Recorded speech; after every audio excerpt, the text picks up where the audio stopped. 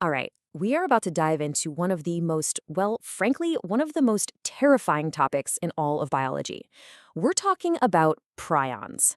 And let me tell you, these aren't your typical virus or bacteria. They're something else entirely. So, just for a second, forget everything you think you know about infections. What if the real danger wasn't something from the outside trying to get in? What if the deadliest thing imaginable was already inside you, just waiting for a chance to turn against you? That is the world of prions. And when we talk about stakes, it doesn't get any higher than this. Every single known prion disease is 100% fatal. There are no survivors. And if that wasn't bad enough, there's no cure. There's no vaccine. There isn't even an effective treatment. All doctors can do is try to make the patient comfortable while the disease takes its inevitable course. So what in the world is this microscopic monster? Okay, so the name prion was created back in 1982 by a scientist named Stanley Prusiner, who, by the way, won a Nobel Prize for this work. It's short for proteinaceous infectious particle. And that's the key. It's just protein. No DNA, no RNA, none of the stuff we usually associate with infections. This idea completely rewrote the book on what could be considered an infectious agent. Now, to really get a handle on the villain here, we first have to meet the hero of our story. And this hero is a perfectly normal protein that's inside every single one of us, right now. It's called pre-PC. The C just stands for cellular or common. You can find this little guy on the surface of your cells, especially in your brain and nervous system.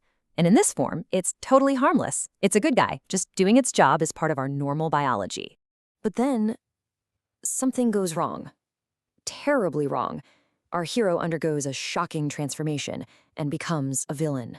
And it all comes down to a change in shape. The protein literally misfolds. Now get this, it's made of the exact same stuff, the same chain of amino acids, but it gets twisted into a new, corrupted, and incredibly dangerous 3D structure. And that is the moment an infectious prion is born. Just look at the difference here. On the left, you see the normal, healthy PRPC protein. See all those springy-looking coils? Those are called alpha helices. But now look to the right at the villain, PRPSC. Those springy coils have refolded into these flat, sticky sheets. And that one single change in its architecture, that's the source of all its power. This shapeshift has absolutely devastating consequences. You see, the normal protein is soluble. It can be broken down and recycled by the body easily. But the misfolded version, it becomes insoluble, so it starts to clump together. It's resistant to being broken down, and most importantly, it's infectious. So how does just one of these misfolded proteins manage to cause a fatal brain disease? Well, it happens through a terrifying and frankly unstoppable chain reaction. Think of it like a zombie apocalypse, but on a molecular scale. When one of these infectious PRPSC proteins bumps into a normal, healthy PRPC protein, it forces the good guy to change its shape and become a bad guy too. So now there are two villains, and those two find two more, which find four more. You get the idea. It's an exponential, self-propagating nightmare that just tears through the brain. The result of this chain reaction is, well, it's catastrophic. As these corrupted proteins clump together, they kill off brain cells, leaving behind these microscopic empty spaces. I mean, just look at the healthy tissue compared to the disease samples. The brain literally gets riddled with holes, giving it this spongy texture. That's actually where the technical name comes from, spongiform encephalopathies. So, this microscopic process of misfolding and clumping, it leads to some of the most horrific neurodegenerative diseases known to science. In humans, you've got diseases like Creutzfeldt-Jakob, or CJD, Kuru, and the absolutely terrifying fatal familial insomnia. And in animals, you've probably heard of bovine spongiform encephalopathy. That's mad cow disease, or scrapie in sheep, and chronic wasting disease in deer.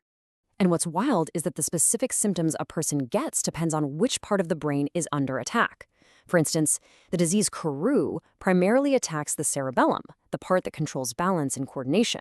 Fatal familial insomnia, on the other hand, targets the thalamus, which basically regulates your sleep. It eventually destroys a person's ability to sleep at all. This story of Kuru is a really chilling, real-world example of how these diseases can spread. It was discovered in the Four People of New Guinea, and researchers eventually linked it to their practice of ritualistic cannibalism, specifically of consuming the brains of deceased relatives. Once that practice ended, the disease pretty much vanished. But once the symptoms of a prion disease appear, the decline is terrifyingly fast. We're talking rapid onset dementia, hallucinations, a complete loss of motor control, muscle stiffness. It's a relentless progression that almost always leads to death in about a year. So what makes prions so uniquely horrifying isn't just that they're 100% fatal. It's their sheer resilience. They are, without a doubt, one of the toughest pathogens we have ever encountered. And part of the problem is that diagnosing it is incredibly hard. You can't just do a simple blood test.